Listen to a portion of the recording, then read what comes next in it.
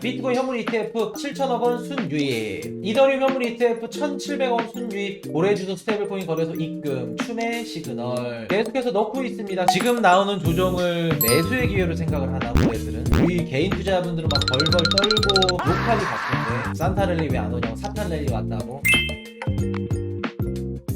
계속 실업수당 청구 건수 3년 만에 최고치. 일단은 계속 실업수당 청구 건수가 3년 만에 최고치긴 한데 그래도 신규 실업수당 청구 건수는 2주째 하락이다. 고용지표가 아직 깨지지는 않았다. 그래서 미국의 경제지표 짱짱합니다. 걱정할 거 없다. 등장에 파리 목숨 된 중간관리자 아마존 1.4만 명 해고. 이런 기사 볼 때마다 좀 마음이 아파요. 아마존은 AI 때문에 직장을 잃었다고 하죠. 이거는 긍정적인 시그널인가요? 아니면 부정적인 시그널인가요? 이거 기사만 봤을 때 긍정적인 시그널에 가까울 수 있겠죠. 상대적으로 봤을 때 한국이나 이런 국가들 봤을 때 지금 프랑스 뭐 독일 AI가 그만큼 사람 인력을 대신할 수 있다는 거니까 AI 기술력이 좋구나. 상대적으로 봤을 때 한국이나 지금 프랑스나 처해져 있는 위기 환경 그런 상황들 다 대비했을 때 긍정적인 거죠. 물론 이것만 봤을 때는 일자리가 고용 건수도 이제 줄어들고 고용 시장이 무너질 수 있겠구나, 안 좋을 수는 있겠지만 한국은 뭐 AI 등장에 그런 거일 수도 있겠지만 지금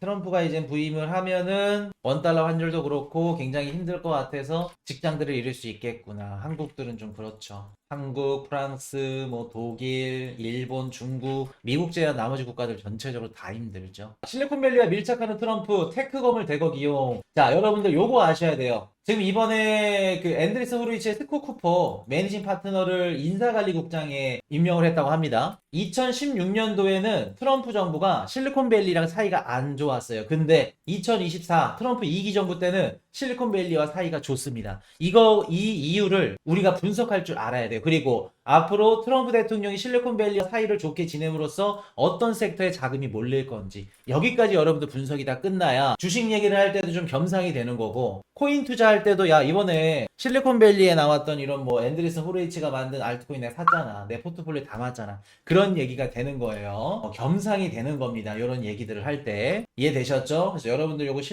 왜 트럼프 2기 정부가 실리콘밸리 얘네들 기업과 유착 관계를 가지는지 이거 한번 주의 깊게 보셔야 돼요. 자, 중국 토종에 밀리고 미국산의 파업, 스타벅스 쓴맛. 자, 워렌 버핏 형님이 애플을 던졌죠. 경제방송 분석하신 분들이 뭐라 그래요? 야, 미국 주식 엑시트해야 되는 거 아니야? 끝내야 되는 거 아니야? 시즌 종료다. 때마침 8월 5일날 경기 침체 엔캐리 트레이드 청산되면서 막 시즌이 종료될 것 같아. 그리고 몇 달 뒤에 나왔던 워렌 버핏 현금 보유량이 역대 최대치다. 야, 역시 시즌 종료야. 방향성을 잘못 들었죠. 우리는 아닌데 코인이슈 저놈이 12월 말에 한 3, 4개월 뒤에 워렌 버핏이 미국 주식 살 거라고 기사 나올 거라고 얘기했는데 얼마 전에 옥시덴탈 5억 달러 샀다고 토시 하나 안 틀리고 나왔죠. 그러면 워렌 버핏이 애플을 정리한 이유는 미국과 중국의 무역 갈등, 최대 악영향을 볼 수 있는 기업이 애플로 본 거구나. 아이폰 안 팔릴 거라 생각한 거구나. 그럼 애플 좀 덜고 어떤 거를 담아요? 뭐 도미노 피자가 될 수도 있고, 그리고 미국의 뭐 올리브영이 될 수도 있고, 그리고 옥시덴탈을 담았죠. 미국을 위한, 미국 내 소비가 좋은, 미국이 앞으로 어떤 거를 무기화할지 이런 부분들을 생각을 하고 미국 내 주식을 담았죠.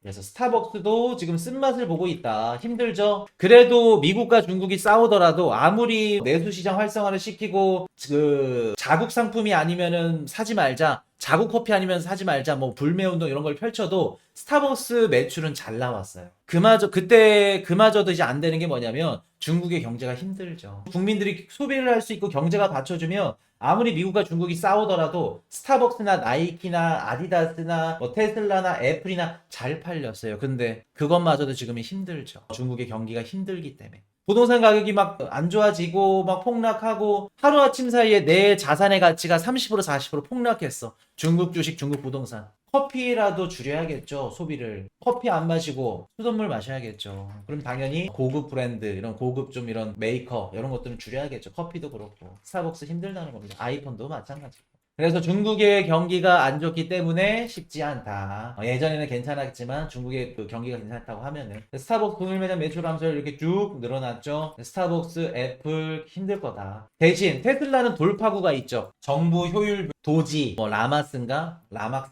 그 대표님이랑 같이 해가지고 효율 부서를 사로잡았죠. 그게 뭐를 할 거다? 미국과 중국의 과교 역할을 할 거다. 미국 정부가 앞에서 요구할 수 없는 중국에게 그런 내용들을 일론 머스크가 이제 뒷구녕에서 할 가능성이 높다. 그러면 이제 자기 거 테슬라나 스페이스X나 아니면 뉴럴링크 이런 것들 쓱 넣겠죠. 야, 그럼 우리도 조금 해줄 수 있을까? 나 럼프 형님한테 얘기를 잘해줄게. 진핑 형님. 우리 좀 테슬라나 이런 것들 좀 쑥 넣어줄 수 있을까? AI나 이런 뭐 자율주행 이런 것 좀 해줄 수 있을까? 쑥 들어가겠죠. 그럴 땐 테슬라는 탈출구라도 있다. 근데 스타벅스, 뭐 나이키, 아디다스, 애플 힘들죠. 힘들죠. 그래서 제가 테슬라는 뷰를 바꿔드린 거예요. 괜찮을 거다. 트럼프의 남자가 된 이상은 테슬라는 괜찮을 거다. 자, 이건 사야의 개미들 폭풍 매수 4.3조 쓸어 담은 이 종목 뭘까요? 어떤 종목을 그렇게 야무지게 남았을까? 엔비디아죠. 테슬라를 제쳤습니다. 엔비디아. 근데 이거는 제가 멤버십 방송에서도 얘기를 했던 건데 엔비디아 그럼 코이니시야 앞으로 25, 26, 27, 28 엔비디아 너 좋게 보냐? 아니요. 뭐 앞으로 뭐 내년까지는 좋을 수 있겠죠. 근데 엔비디아가 매력을 잃게 되면 아니요. 저는 엔비디아 좋게 보지 않는데요. 이유는 다들 알고 계실 겁니다. 왜 제가 장기적으로 엔비디아 관점을 좋게 안 보는지 말씀을 드리면 우리가 과거로 돌아가면 돼요. 1995년도부터 2001년도까지 전 세계에 IT 버블이 발생했었죠. 그때 흐름과 지금 흐름이 너무나도 비슷합니다. 그거 보시면 돼요.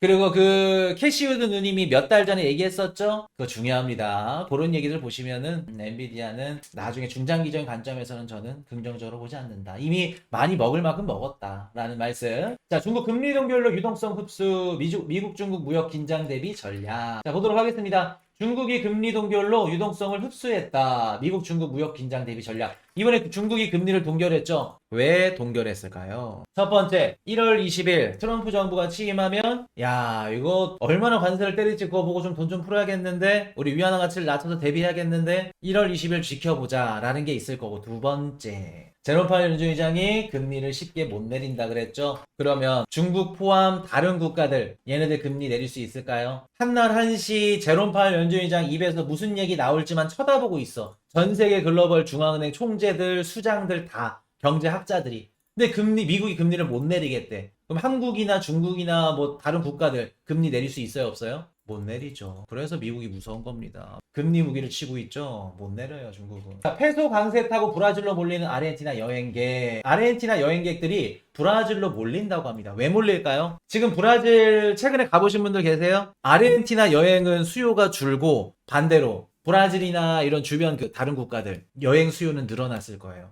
우리가 거시경제만 알더라도 어디로 가야지 여행이 싸고 막 이런 것들이 다 나온다니까요, 여러분들. 국경 넘으려고. 저물가, 그렇죠. 여러분들 이따가 우리 원달러 환율 얘기 드릴 건데 한국만의 문제일까? 한국만의 문제는 아니다. 이번에 그 부총리 나와서 뭐라 그래요? 한국만의 문제가 아닙니다. 지어 받고 싶은데 또 틀린 말도 아니야. 한국만의 문제가 아니죠. 헤알화가 하락을 했죠. 브라질의 통화도 하락을 했고 인도 루피도 하락을 했습니다.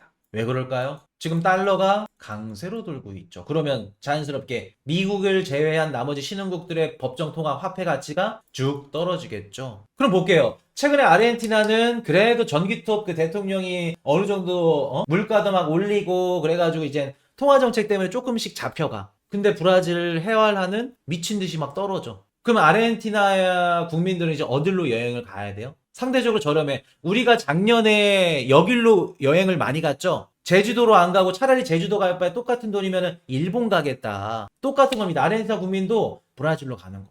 그래서 지금 브라질로 아르헨티나 여행객들이 몰리고 있는 거예요. 그러면 자연스럽게 아르헨티나로 들어오는 여행객 수요는 줄겠죠. 그래서 제가 아르헨티나에서 여행객 뭐 관광산업 하시는 분들이 힘들 거라 아까 말씀을 드렸던 거예요. 그럼 아르헨티나로 들어오는 여행객 수요는 줄 거고 아르헨티나에서 브라질로 가는 여행객 수요는 늘어나겠죠. 예를 들어서 브라질 ETF에 투자한다. 그럼 지금 어떤 거 투자해야 돼요? 야, 아르헨티나 여행객이 브라질로 여행객이 몰린데 그러면 브라질 헤알 가치는 떨어져도 얘네들 주가는 올라가겠죠. 자, 브라질 환율 방어 위해서 이틀간 150억 투입했다. 인도 루피아 환율 올라가죠? 브라질 헤알 환율 올라갑니다. 쭉 올라가죠. 그러니까 얘기를 해도 어차피 상관이 없다고. 우리가 알아야 될 건 뭐냐면 한국만의 문제점은 아니에요. 한국 문제 많은 거 맞아요. 근데 엄밀히 따지면 한국만의 문제는 아니다. 달러가 강세로 돌면서 브라질, 뭐 인도, 유럽, 일본, 뭐 중국 다 힘들다. 달러가 강세로 가니까. 그래서 이렇게 보시면 됩니다. 그래서 이렇게 환율이 흔들리니까 자산시장도 당연히 흔들릴 수는 있겠죠. 환율이 이런 식으로 가면. 자, 원달러 환율 1480원 돌파. 아, 참 이거를 마음이 좀 안 좋아요. 이걸 어떻게 생각을 해야 될까? 여러분들 좀 대비는 하고 계세요? 대비는 하고 계세요? 이게 15년 만에 최대치입니다. 저희 환율. 그리고 1,500원 들어서잖아요. 이거는 암묵적으로 IMF라고 보시면 돼요. IMF 당시에 우리 일반적으로 환율이 1,500원에서 1,700원까지 갔었고 가장 고점이 1,990원? 거의 2,000원 조금 안 되기까지 갔었어요. IMF 때. 그래서 IMF 평균 그 환율을 보시면 1,500원, 1,700원 보시면 돼요.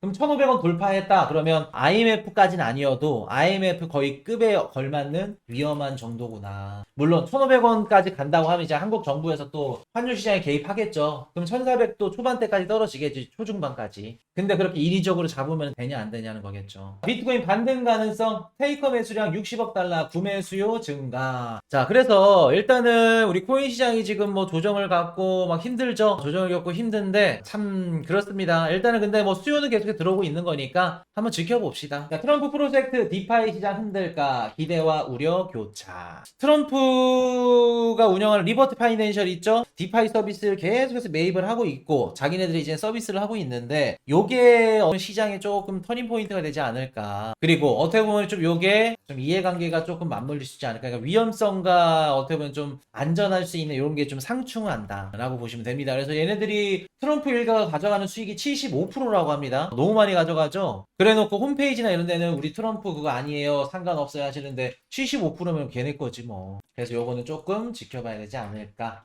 라는 생각. 그리고 얘네들 다 갖고 있는 코인들이 디파이예요, 디파이. 그리고 에테나, 링크, 에이브, 뭐 WBTC, 뭐 온도 다 RWA, 디파이 이퀄 이더리움이에요, 여러분들.